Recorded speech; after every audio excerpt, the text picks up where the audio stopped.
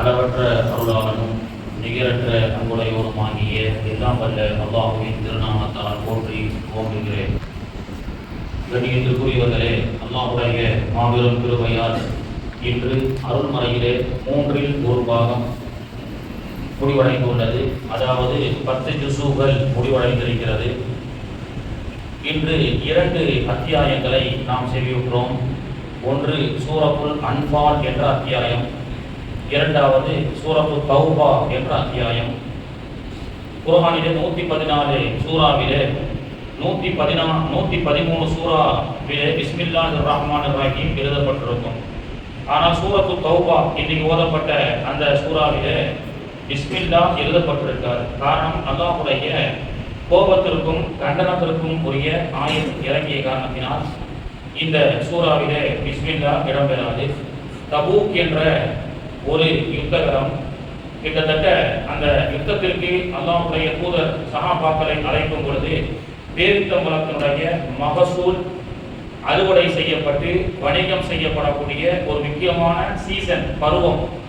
அந்த நேரத்தில் அல்லாஹ் தஆலா தபூக் என்ற யுத்தத்திற்காக அழைத்தான். அப்படி அழைக்கப்பட்ட பொழுது சில முனாஃபிக்கீன்கள் எல்லாம் பரிகாசம் செய்தார்கள். இந்த வெயில் நேரத்தில், அதுவும் சீசன் நேரத்தில் அறுவடை செய்யப்படக்கூடிய இந்த பேரிச்சம்பழம் எல்லாம் அறுவடை செய்து விற்பனை செய்யக்கூடிய இந்த நேரத்திலே நபிகள் நாயகம் இப்படி கூப்பிடுறாரு அப்படி என்று சொல்லி மக்கள் எல்லாம் சில முனாஃபிக்கீன்கள் ஏசி பேசினார்கள். அதனால தான் அல்லாஹ் தஆலா கண்டனத்தை தெரிவித்து இந்த திருவசனத்திலே சில வசனங்களை அல்லாஹ் இறக்கினான்.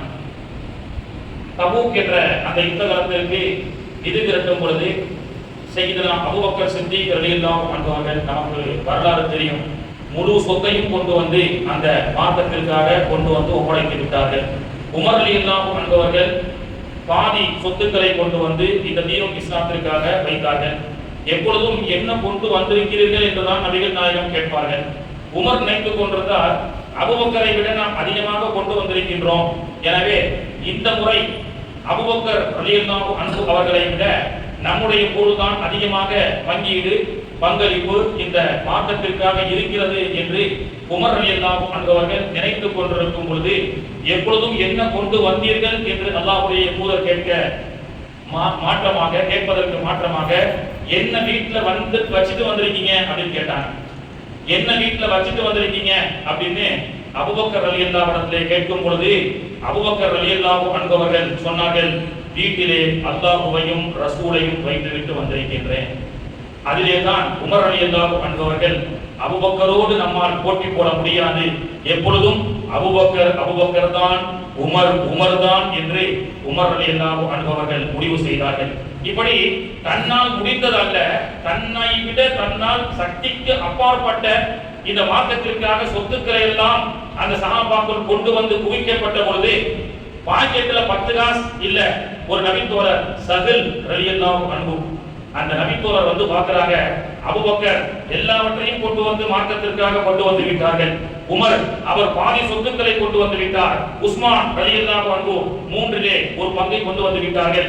இந்த ஏழை சஹலுக்கு அல்லாஹ்வுக்காக கொடுப்பதற்கு ஒன்றும் இல்லையே அப்படி என்று நினைத்துக் கொண்டே அந்த சபை முடிவதற்குள் நாம் அல்லாஹ்வுக்காக ஏதேனும் கொண்டு வந்து கொடுக்க வேண்டும் என்று சஹல் ரலியல்லாஹு ஓடி சென்று ஒரு யூதனுடைய தோட்டத்திலே கடகடவென்று தண்ணீரை இறைச்சி அந்த விவசாய பூமிக்கு எல்லாம் பாய்ச்சிட்டு அதுல வந்த 52 பேரிச்சம்பழத்தை கொண்டு வந்து ஓடோடி வருகிறார் அந்த சபை கலைவதற்கு முன்பு.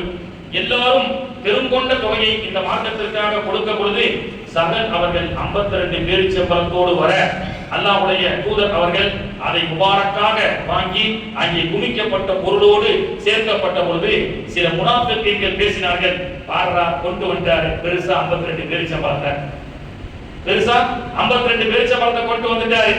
இங்க லட்சங்கள் கோடி வசூலாகி கொண்டிருக்கக்கூடிய நேரத்துல 5 பைசா 10 பைசா 1 ரூபாய் என்று இலக்காரமாக கொடுப்பதை போன்று அவர்கள் அந்த 52 பேரிச்சம்பழத்தை இலக்காரமாக பார்த்தார்கள்.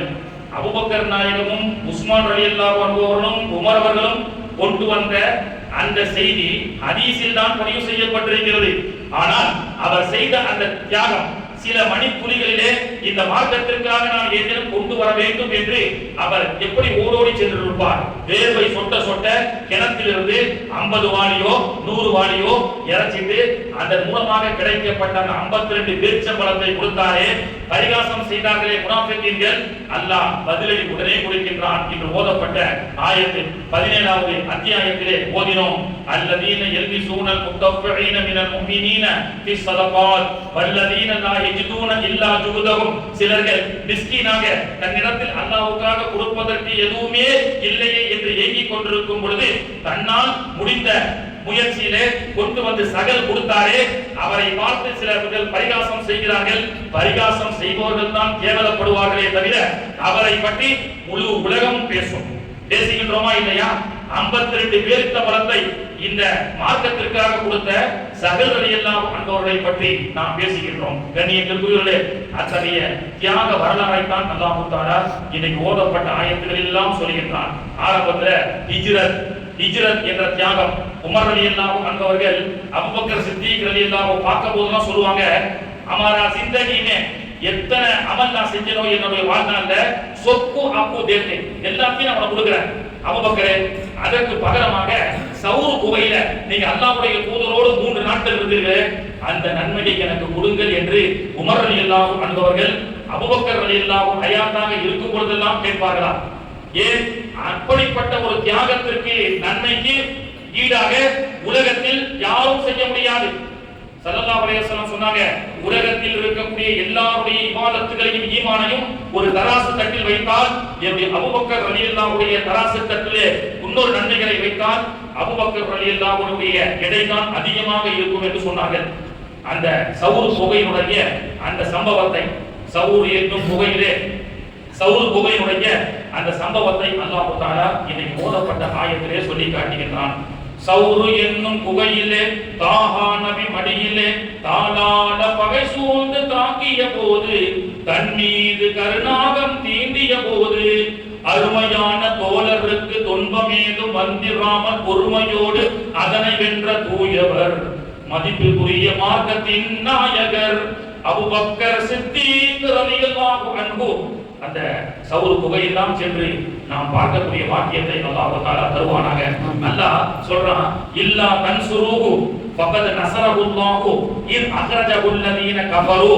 நீங்களும் நாயகனே, நீங்களும் உங்களோடு சேர்ந்த சுகபத்து பெற்ற அபூபக்கரும் லிசாஹிபிஹி லா தஹ்சன் இன்னல்லாஹ மஅனா, அந்த யாருமே உதவி செய்யாத அந்த வனாந்தர காட்டிலே வாளை ஏந்திய காஃபிர்கள் எல்லாம் உங்களுடைய தலையை துண்டிக்க தேடிக் கொண்டிருக்கக்கூடிய நேரத்திலே உங்களை நெருங்கிய போது அந்த சவுர் குகையிலே பாதுகாத்தேனே அப்படின்னு அல்லாஹ் தஆலா இன்னைக்கு ஓதப்பட்ட ஆயத்திலே நினைவு கூறுகின்றான். கண்ணியத்திற்குரியவர்களே, அந்த இடத்துல அல்லாஹ்வுடைய தூதர் அவர்கள் சித்திக் நாயகத்திற்கு மட்டும் சொல்லிக் கொடுக்கவில்லை, லா தஹ்சன், என்ன கஷ்டம் வந்தாலும் லா தஹ்சன் இன்னல்லாஹ மஅனா, ஆங்கிலேயர் சொல்லிக் கொடுப்பான் ஆலிஸ்லேல் அப்படின்னு சொல்லி. ஆனால் குர்ஆன் நமக்கு சொல்லிக் கொடுக்கிறது, எந்த கவலை எந்த பிரச்சனை வந்தாலும் லா தஹ்சன் இன்னல்லாஹ மஅனா, ஒன்றும் கவலைப்படாதீர்கள், அல்லாஹ் நம்மோடு இருக்கின்றான். அப்துல்லா இப்னு சகமி ரோம் தேசத்திற்கு செல்கிறார். ரோம் தேசம் என்பது இன்றைய அமெரிக்காவுடைய வெள்ளை மாளிகையிலே சென்று பில் கிளின்டனையோ அல்லது ஜார்ஜ் புஷ்ஷையோ சந்திக்கக்கூடிய போன்ற ஒரு சூழ்நிலை வச்சுக்கிறேன். இன்னைக்கு அமெரிக்காவுடைய வெள்ளை மாளிகைக்குள்ள நாம சென்று ஏகத்துவத்தை சொல்ல முடியுமா? ரோம் தேசத்துடைய வெள்ளை மாளிகையில அப்துல்லா இப்னு சகமி என்ற நபித்தோழர் வந்தார். அவர் எப்படி வந்தார் தெரியுமா? அரண்மனைக்குள்ள கிழக்கு கோவேரி கழுதைய ஓட்டிக்கிட்டே வந்து அரசன் அமர்ந்திருக்கக்கூடிய அந்த நாற்காலியுடைய காலில கெட்ட கோவேரி கழுதை எப்படி இருக்கும் பாருங்க. அதாவது ஃபார்ச்சூனர், இன்னோவா அல்லது பெரிய பெரிய கார்கள் எல்லாம் வாகனம் எல்லாம் வெளியே நிற்க, இவர் டிவிஎஸ் எக்ஸல்ல போற மாதிரி வெள்ளை மாளிகைக்குள்ள போய் நின்றுட்டு அந்த அரசனை பார்த்து சொல்றாரு, போலோ குல் லா இலாஹ இல்லல்லாஹ் முஹம்மதுர் ரசூலுல்லாஹ் அப்படின்னு சொல்றாரு. அரசன் சிரிக்கிறான். யார் யாரு இவ்வளவு தௌலத்தா வந்து என்னுடைய ரோம் தேசத்துடைய வெள்ளை மாளிகையிலே வந்து என்னிடத்திலேயே ஏகத்துவ பிரச்சாரத்தை செய்கின்றார், யார் இவர்? நான் மதீனாவிலிருந்து வந்திருக்கிறேன். சரி, இவ்வளவு தௌலத்தா பேசுறீங்க, உன் கூட எத்தனை பேரை கூட்டு வந்திருக்கிற கேட்கிறார் அரசர் சபையில. நான் 10,000 சோல்ஜர்ஸோட வந்திருக்கேன், 10,000 பேரோட வந்திருக்கிறேன் என்று அவர் சொல்கிறார். அரசன் சிரிச்சான். என்னது ஜுஜிபி 10,000 பேரா? 10 லட்சம் சோல்ஜர்ஸ் வச்சிருக்கிறேன் நான். எத்தனை லட்சங்க? 10 லட்சம் சோல்ஜர்ஸ் சுத்தி இருக்கிறாங்க. ஊன்னு கண் அசைச்சா போதும் உங்களை எல்லாம் கரும்பு சாரவர் புடிச்சு எடுத்துவான். தெரியுமா? ஏன் சபைக்கே வந்து இப்படி நீ பேசுகிறாயா என்று சொல்லும் பொழுது அந்த நபித்தோழர் சொன்ன வார்த்தை சரித்திர வரலாற்றிலே பதிவு செய்யப்பட்டது. என்னுடன் வந்திருக்க சோல்ஜர்ஸ்கள் எல்லாம் 10,000 பேர், உன்னுடைய சோல்ஜர்ஸ்கள் 10 லட்சம் பேர். ஆனால் என்னுடன் வந்த சோல்ஜர்ஸ்கள் எல்லாம் உன்னுடைய 10 லட்சம் சோல்ஜர்ஸ்கள் எல்லாம் வீட்டை விட்டு புறப்படும் பொழுது நான் போயிட்டு வரேன் என்று சொன்னவர்கள். ஆனால் என்னுடைய 10,000 சோல்ஜர்ஸ்கள் வீட்டை விட்டு வரும் பொழுது திரும்பி வர மாட்டோம் என்று சொன்னவர்கள். எல்லா இடங்களிலும் இந்த மார்க்கத்திற்காக தீனை நிலைநாட்டிய சஹாபாக்கள். ஒரு கையில் இறை வேதம், மறு கையில் இறை போதம். இந்த ரெண்டையும் ஈமானையும் குர்ஆனையும் வைத்துக் கொண்டு முழு உலகத்திலே மார்க்க பணிகளை செய்தார்கள். பஹ்ரைன் எப்படி இஸ்லாத்துக்கு வந்தது? பஹ்ரைன் என்பது ஒரு சின்ன தீவு. இப்பொழுது கூட சவுதி ஜித்தா உம்ராவுக்கு செல்லும் பொழுது பஹ்ரைன் பயானா டிக்கெட் போடுறாங்க. அந்த பஹ்ரைன் என்பது ஒரு குட்டி தீவு மாதிரிங்க. அந்த தீவு தமாம்ல இருந்து ஒரு 18 கிலோமீட்டர் கடலை தாண்டி இருக்கக்கூடிய ஒரு சின்ன தீவு தான் பஹ்ரைன். இன்னைக்கு 18 கிலோமீட்டர்ல என்ன பண்றாங்க? பிரிட்ஜ் போட்டுருக்காங்க. மக்கள் வராங்க போறாங்க. தமாம்ல இருந்து ஒரு 18 கிலோமீட்டர் தாண்டா பஹ்ரைன் என்ற ஒரு வளமான நாடு. அந்த நாடு எப்படி இஸ்லாத்துக்கு வந்தது? இன்னைக்கு பிரிட்ஜ் இருக்கு. தமாம் வழியாக அந்த பஹ்ரைனுக்கு இஸ்லாத்தை கொண்டு வருவதற்காக சஅத் பின் அபி வக்காஸ் ரலியல்லாஹு அன்ஹு அவர்கள் தன்னோடு சில நபித்தோழர்களை குதிரையில் அழைத்து வந்து கொண்டிருக்கும் பொழுது தமாமுக்கு எதிரில் கடல் தெரிகிறது. கடலை எதிர்நோக்கியவுடன் சஹாபாக்கள் எல்லாம் குதிரையை அப்படியே வேகமா ஸ்லோ பண்ணாங்க. 120 கிலோமீட்டர்ல வந்த வண்டி 80, 60, 40, 20 ஸ்லோ ஆச்சு. படை தளபதி சஅத் பின் அபி வக்காஸ் சொன்னார், ஏன் ஸ்லோ பண்றீங்க? மூசா அலைஹிஸ்ஸலாமுக்கு வழிவிட்ட கடல் நமக்கு வழிவிடாதா அப்படி என்று சொல்லி கடலுக்கு மேலே குதிரையை ஓட்டினார்கள். கடலுக்கு மேலே தரையில் செல்வதை போன்ற சப்தத்தோடு சஅத் பின் அபி வக்காஸ் ரலியல்லாஹுடைய படை செல்கிறது. தமாம் பஹ்ரைனில் இருக்கக்கூடிய மக்கள் எல்லாம் கடலுக்கு மேலே வாகனத்திலே வரக்கூடிய அந்த நபி தோழர்களை பார்த்து ஒன்னும் பேசல. இந்த கடலையும் வசப்படுத்தி கொடுத்த அல்லாஹ் அவர்கள் கொண்டு வந்த ஏகத்துவம் தான் உண்மையான மார்க்கம் என்று லா இலாஹ இல்லல்லாஹ் முஹம்மதுர் ரசூலுல்லாஹ் என்று அல்லாஹ் கடலை வசப்படுத்தி கொடுத்தான். அதே படை அமேசான் காட்டுக்கு செல்கிறது. அங்கே வழி தெரியாமல் இருக்கும் பொழுது சிங்கம் சஹாபாக்களுக்கு வழிவிட்டது. அல்லாஹ்வை அஞ்சினார்கள். கடலை அல்லாஹ் வசப்படுத்தி கொடுத்தான். அல்லாஹ்வை அஞ்சினார்கள். விஷமுள்ள மனிதர்களுக்கு ஆபத்தான மிருகங்கள் எல்லாம் சஹாபாக்களுக்கு வழிவிட்டது. அமேசான் காட்டிலே சஹாபாக்கள் தங்கிய ஒரு இரவு தங்கிய இடம் இன்னும் பாதுகாப்பாக இருக்கிறது. அந்த இடத்துல தங்கும் போது சஹாபாக்கள் சொன்னாங்களா அந்த தலைவர் இடத்துல, அமீர் இடத்துல, ஓ நபித்தோழர் சஅத் பின் அபி வக்காஸே, இந்த இடத்துல தங்கணுமா? இது கடுமையான காடு மாதிரி தெரியுது.